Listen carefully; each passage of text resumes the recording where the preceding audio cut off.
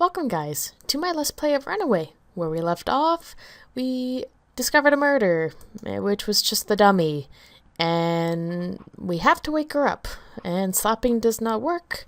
From what is in the book, we have to throw water on her.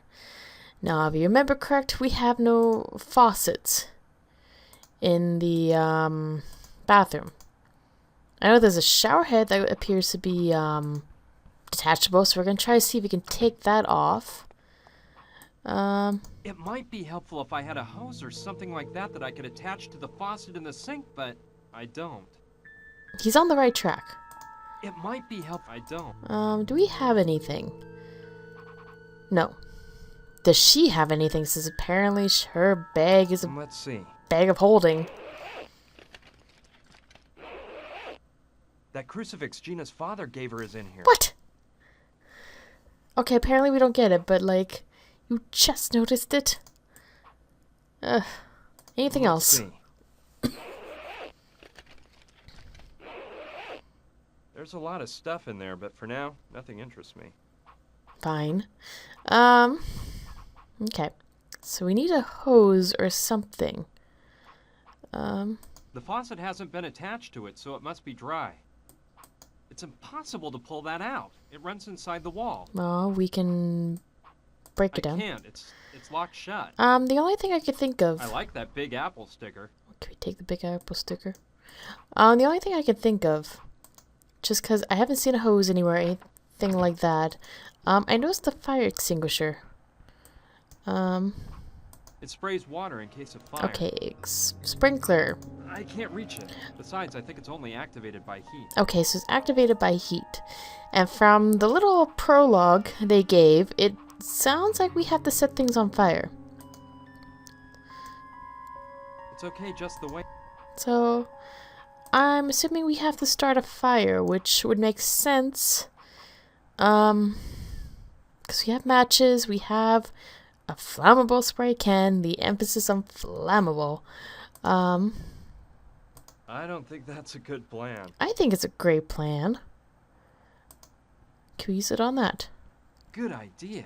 I could use it as a flamethrower and make the sprinkler go off. The water would finally wake Gina up. Let's get to work. But careful, Brian. Don't broil your hand off.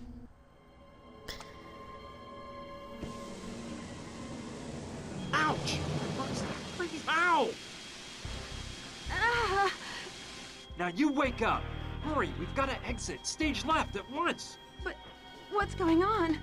This water, the smoke, fire! I'll tell you later. Let me grab your stuff. You can change in the car. Come on, let's get to the parking lot.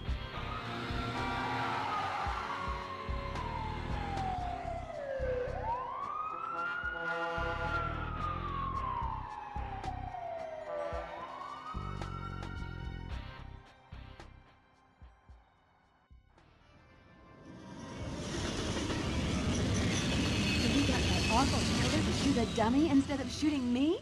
Hey, I like your style.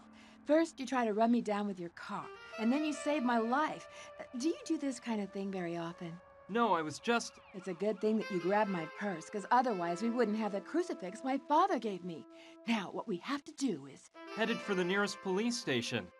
This is a very serious matter, and it has to be placed in the hands of the police. No way. Let's keep the cops out of this, okay? If the government gets caught up in this, we don't know if we can trust them.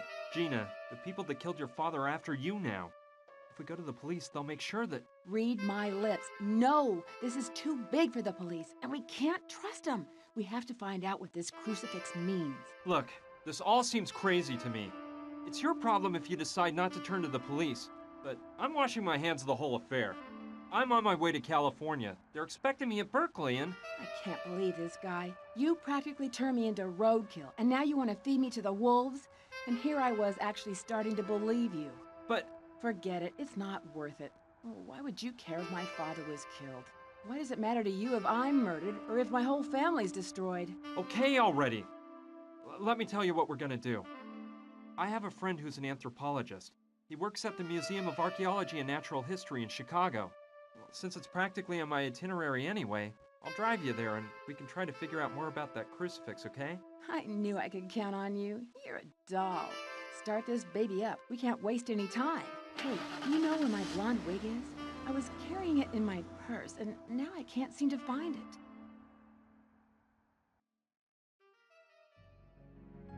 Have you confirmed that? Yes, Don Roberto. Gustav is at the hospital right now. He's checked up on it. I can't see how that girl escaped. Looks like the guy who ran over her is along for the ride.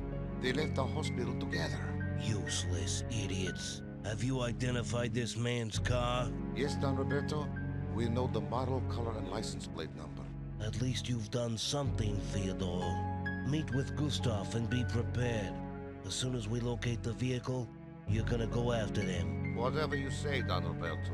I assure you, we won't let them ditch us again. I hope not. Don't worry, Roberto. Those two couldn't have gotten very far. Carlo, you know I'm thinking something here. I'm almost glad that girl's still alive. What do you mean? That girl witnessed what happened, and if she talks, we're in big trouble. I know that, but it's obvious she hasn't gone to the police. I wonder why. I don't know. Maybe she's there right now. I'll bet you $1 she won't stew on us. You know why? 'Cause she knows something. I think our men spoke with her before that animal Gustav broke his neck. Besides, why else would she have been in the storeroom? Yeah, you may be right, brother. In which case, we gotta make her spill the beans. See what she knows. You're right, Carlo. We'll do that. Now we gotta get out the warning to all our boys out there. Make sure everyone's on the lookout for that car. I guess there's no other excuse for getting involved. Gina had me dazzled. I can't deny it. But what would you have done?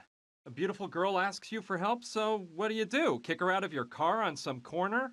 I don't think so. It took us a whole day to get to Chicago because the old hunk of junk I drive is no race car. Along the way, we stopped to have some snacks and keep the car from overheating. We took turns driving so both of us could get in some shut-eye. We got to the museum pretty late, but my friend Clive knew we were on the way, so he waited up for us.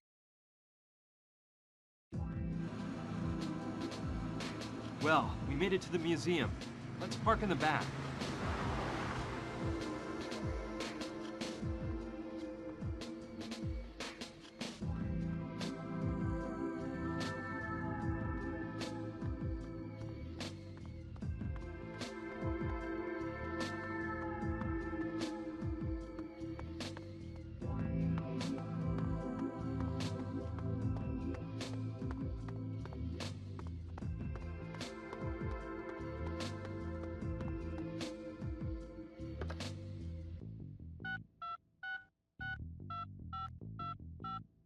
Ricky? Hey, it's Munchkin Bob here. I'm calling from Chicago, and guess what? I just saw that car you're looking for. I swear I haven't had a drink, and I'm sure it's the same car. Yeah, a dopey-looking guy with some gal. They went into the Museum of Archaeology and Natural History. Sure thing, I'll tail them.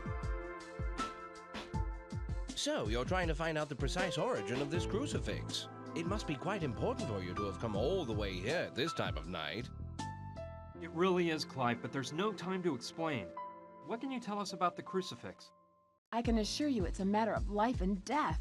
Well, all right. Let's see. Quite a while ago, the museum trustees acquired the latest three-dimensional scanner for the museum's analysis laboratory. It's capable of analyzing the composition of any object, dating it, and performing a morphological study in order to catalog it. It has the most thorough art and archaeology database that exists in the whole world. We could most certainly use the scanner to delve into the origin of the crucifix. Well, what are we waiting for? Let's go straight to the lab now.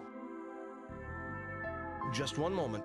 Not so fast. Our first predicament is the poor condition the crucifix is in. It's obviously coated with a layer of filth that will make it impossible for the scanner to perform an accurate analysis. We must restore the crucifix first, if the scanner is to work properly. Well, let's restore it then. You can do it, can't you, Clive? I'm afraid not. I'm an anthropologist, not a restoration specialist. That sort of job must be performed by Dr. Oliver, the museum's finest art restorer. She just happens to work down the corridor at the restoration laboratory. She's there at this very moment. Yes, let's go talk to her now. Hold on, there's another problem. In 3 days, the museum will be opening an exhibition on Mayan art. We're already behind schedule, and Dr. Oliver is overwhelmed with work, trying to restore all the pieces for the exhibition. I'm truly sorry, but you'll have to wait for the doctor to finish her work before having the crucifix restored. And I doubt that will happen for at least 3 days. 3 days? No way. I can't wait 3 days. Professor Silva's waiting for me in California and... This is unbelievable, Brian. You're already thinking of leaving me here defenseless? No, I wouldn't do that. But I can't wait for 3 days either. I'm gonna talk with this doctor and try to get her to restore the crucifix tonight. Oh dear. You can try to, Brian, but I'm warning you. Susan Oliver is not an easy woman to sway. If I were you, I certainly wouldn't dare make such a proposition until she's completed all her work for the exhibition. Well, I have to try. You said she was next door, right? Yes, through the first door on the left when you leave my office. Good luck, my friend. You'll be needing it. Listen here, Gina. What do you say if we take a little stroll around the museum and I show you some of its hidden mysteries? A stroll? I see you haven't changed a bit, Clive. Anyway, we'll meet up here in a little while. I don't know. Well, all right. Let's take a stroll.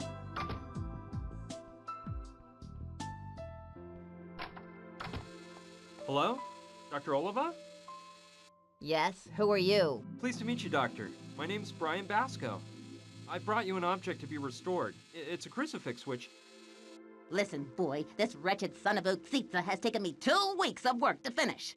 And all of the numbered objects on these shelves here have to be restored by the time the Mayan art exhibition opens in 36 hours. But this is an emergency, Doctor. There are lives at stake. My life will be at stake if the items on those shelves aren't ready for the exhibition, all right?